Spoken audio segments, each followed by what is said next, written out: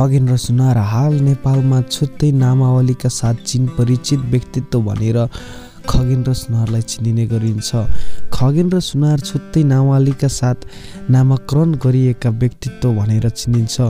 खगेन्द्र सुनार हाल नेपालको काठमाडौँ माइतीघर मण्डलामा दलित खै भन्ने मूल नाराका सहित आन्दोलनमा खटिरहेका छन्। पछिल्लो समयमा दलितलाई धेरै हेप हेला र विभिन्न थरीका नकारात्मक गतिविधि सिर्जना भएका कारण विगतका कुराहरूलाई मनन गर्दै नवराज विगको हत्याकाण्ड पश्चात खगेन्द्र सुनार आक्रोशमा आएका छन्। समाजमा मान्छे भएर बाँच्न पाउने त्यो पक्षमा लागौ। प्रशासनले भन्ला, फेरि पनि प्रहरीले भन्ला, हामी मार्नेलाई कारबाही गर्छौं। मार्न त बाजार मार्नेलाई पनि कारबाही हुन्छ आरक्षभित्र, तर मान्छेलाई मान्छे भएर बाँच्न पाउने अधिकार यो राज्यले सुरक्षित गर्नुपर्छ। हाल नेपालको सन्दर्भलाई हेर्दै जाने हो भने विभिन्न थरीका आन्दोलनहरू सिर्जना भइरहेका त छन्, तर सोही आन्दोलनलाई निखार्दै मनन गर्दै जाने हो भने विभिन्न थरीका व्यक्तिहरूको विभिन्न थरीका आन्दोलनहरू सिर्जना भए तापनि खगेन्द्र सुनारको आन्दोलन चाहिँ एकदमै भयानक र एकदमै भयङ्कर भएको छ। किनभने उनीको आन्दोलन हक अधिकारका निमित्त सिर्जना गरिएको आन्दोलन हो। जुन दलितले पाउनुपर्ने हक अधिकार संविधानको सूचीमा सूचीकृत गरिएको र सोही हक अधिकारलाई कार्यान्वयन नगरिएको हक अधिकार पाउने व्यक्तिहरूले नपाएको अवस्थामा खगेन्द्र सुनारले हाल माइतीघर मण्डलमा आफ्नो आन्दोलन स्थापना गरेका हुन्। र बाँकी फेरि असोज दिनमा यहाँहरूले हेर्नु नै हुनेछ। अहिले त यो टेलर मात्रै बिचमा यो हामीले बिचमा चाहिँ अलिकता यो जानकारी चाहिँ गराइराखौँ। दलितहरू सुतेका छैनन्, दलितहरू निदाएका छैनन् भन्ने सन्दर्भमा हामी यो उसमा छौँ। अघि तपाईँले गरेको प्रश्नमा हामी राजावादी कि गणतन्त्रवादी भन्दा हामी हौसिएर गणतन्त्रवादीको पक्षमा कुर्लिनु पनि छैन।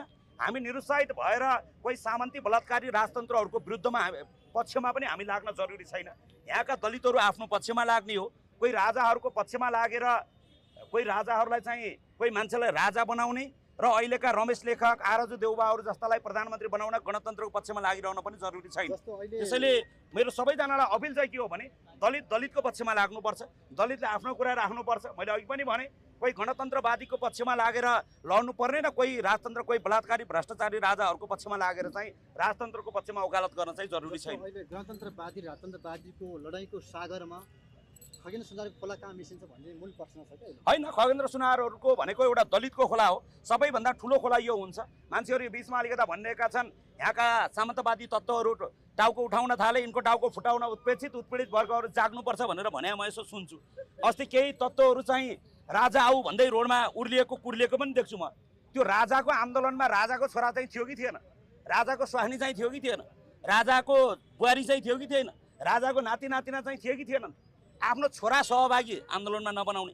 दुर्गा प्रसाईको कतिजना छोराछोरी थिए, दुर्गा प्रसाईले स्वास्नी लिएर हिँडेको थियो आन्दोलनमा, रविन्द्र मिश्रको छोराछोरी लिएर हिँडेको छ त्यो आन्दोलनमा। यी सामन्तीहरू चाहिँ 2-4 जना दलितलाई अगाडि राखेर पुलिसको भाटा खुवाएर आफू राजा बन्ने जो बलात्कारीहरू राजतन्त्रको नाममा जसले वर्षौँदेखि यो समाजलाई बलात्कार गरेर राख्यो सामन्तीहरूले, जसरी यो समाजलाई लुटेर राखे सामन्तीहरूले, आज कतिपय यसो देख्छु थारूहरूले दलितहरूले राजा आऊ देश बचाऊ भने सुन्दा म चाहिँ बडो अचम्म केमा परेको छु भने जसले हामीलाई वर्षौँदेखि बलात्कार गर्यो तिनलाई फेरि श्रीपाद बडा महाराज धिराज आइसियोस् र हामीलाई बलात्कार गरिसियोस् भन्ने चाहिँ यो भाषा चाहिँ यहाँका गरिबहरूले बोल्नु हुँदैन, यहाँका दलितहरूले बोल्नु हुँदैन। फेरि पनि हामीले भन्ने कुरा के हो भने आउने हो भने रविन्द्र मिश्रहरूले आफ्नो जोई छोराछोरी ल्याएर लड्ने रोडमा, दुर्गा प्रसाईले आफ्नो छोराछोरीलाई डाक्टर बनाएर राख्ने, गरिब दलितका छोराछोरी ल्याएर लडाउने त्यो भणुवाहरूले। त्यसैले कसैले राजतन्त्रको नाममा फेरि यहाँ गरिब दलितका छोराछोरीलाई रोडमा ल्याएर यहाँका दलितहरूलाई चाहिँ गएर लड्नुपर्छ भन्ने त्यो दिन आउँछ भने राजाको पक्षमा यहाँका दलितहरू छैनन्। अब तपाईँले अघि भन्नुभयो गणतन्त्रको पक्षमा, मैले अघि नै भने शेरबहादुर देउबाको स्वास्नीलाई प्रधानमन्त्री बनाउने यहाँका दलितहरूले टाउको फुटाउन जरुरी छैन। रमेश लेखक जस्तो अपराधीलाई गृहमन्त्री दोहोऱ्याएर बनाउन, त्यही गृहमन्त्रीको पालामा अहिले सबैभन्दा बढी दलितहरूको बस्तीमा डोजर चलेको छ। त्यही गृहमन्त्रीको निर्देशनमा हिजो त्यहाँ सिडिओ र एसपी बसेर सिराहामा त्यो पीडितलाई चाहिँ जबरजस्ती त्यो दीपक डोमलाई चाहिँ जबरजस्ती कागज बनाएको छ, जबरजस्ती चाहिँ राज्य सत्ताले दमन गरेको छ। त्यसैले यस्ता नालायक कुपुत्रहरूलाई चाहिँ प्रधानमन्त्री बनाउनलाई हामीले गणतन्त्रको वकालत गर्न पनि जरुरी छैन। जो केपी ओलीले दलितलाई सिंहदरबार छिनै दिएनन् त्यस्ता कुपुत्रको पक्षमा लागेर गणतन्त्र जिन्दाबाद भनेर 15 गते टाउको फुटाल्न आउन पनि जरुरी छैन। र राजतन्त्र जिन्दाबाद भनेर सामन्तीहरूको बलात्कारीहरूको पक्षमा पनि दलित लाग्नु छैन। दलित कसैको बैसाखी नटेकिकन, दलित कसैको भर नपरिकन आफ्नो अधिकारको पक्षमा चाहिँ स्वस्फूर्त ढङ्गबाट लाग्नुपर्छ। हिजो माओवादीमा लागेको दलित, हिजो काङ्ग्रेसमा लागेको दलित, हिजो एमालेमा लागेको दलित, अब दलितमा लागेर दलित बन्नुपर्छ र दलितले आफ्नो मुद्दा चाहिँ स्वस्फूर्त ढङ्गबाट उठाउनुपर्छ। तपाईँलाई आज म यहाँबाट यति मात्र के भनौँ भने अहिले हामी जानेछौँ कि सामन्तीहरूले बनाएको निषेधित क्षेत्र तोडेर हामी आज संसदमा प्रवेश गर्नेछौँ। हामी यहाँबाट दौडेर आज संसदमा छिर्नेछौँ र संसदमा पुगेर हामी हाम्रा कुराहरू स्पष्ट ढङ्गबाट राख्नेछौँ। अब दलितहरू यति सजिलै चुप्लाएर बस्नेवाला छैनन्। यो टेलर मात्रै हो। अस्ति राजाका 10-20 हजार मान्छे देखेर हल्लिएका सामन्तीहरू असोज 3 गते इतिहासमा एकचोटि, एक युगमा एकचोटि दिनको 1 बजे 1 लाख दलित सिंहदरबार घेर्न आउने तयारीका साथ हामी देश दौडाको तयारी गरिरहेका छौँ। यो सामान्य एउटा टेलर मात्रै हो। तपाईँलाई बाँकी कुरा अब अन्त्यमा एउटा प्रश्न जस्तो निषेधित क्षेत्र तोड्छु भन्दै गर्दाखेरि नाङ्गो छातीमा नेपाल प्रहरीको लट्ठी लाग्यो भने के होला? होइन, हामीलाई लट्ठी, हामी गोली खाने हिँडेको मान्छेलाई लट्ठीले के हुन्छ? दम छ भने हान्ने नि, दलितलाई हान्ने, गोली हान्ने, लट्ठी हान्ने होइन।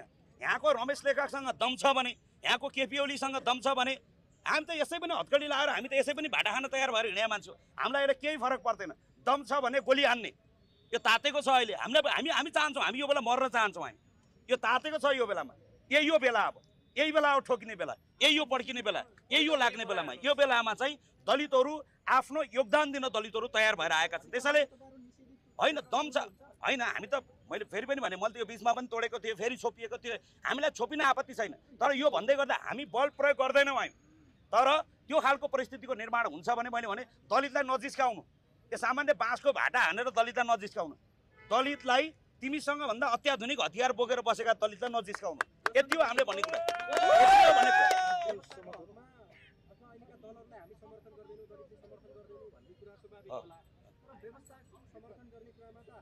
यो दलितको व्यवस्था मैले फेरि पनि भने, ज्ञानेन्द्र शाहको ठाउँमा दलितहरूलाई पठाएर राजा बनाउने हो भने दलितको पक्ष, ज्ञानेन्द्र शाहको पक्षमा चाहिँ दलितहरू राख्छन्। दलित राजा हुन्छ भने चाहिँ त्यो हामीलाई स्वीकार्य छ। सामन्तीहरूलाई राजा मान्ने कुरा चाहिँ मान्ने छैन। अब तपाईँले बानेश्वरसम्म चाहिँ हामीलाई चाहिँ यहाँबाट बानेश्वरसम्म गइदिनु हुनेछ भन्ने कुरा चाहिँ म तपाईँको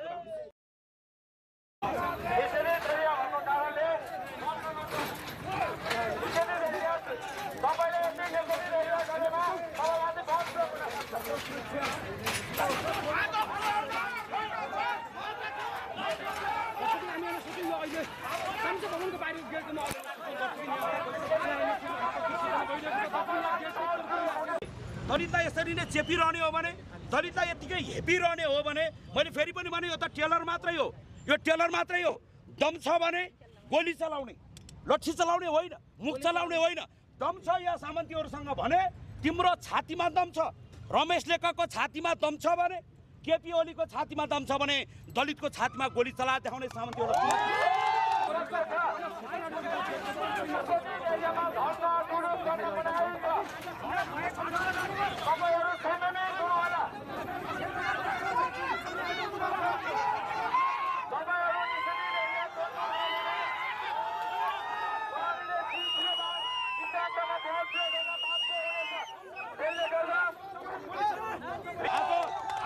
सामन्तीहरूले बनाएका यस्ता निषेधित क्षेत्र, आज तिमीले बनाएका यस्ता निषेधित क्षेत्र आज लात हानेर गएका छौ।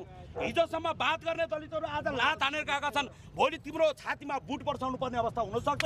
म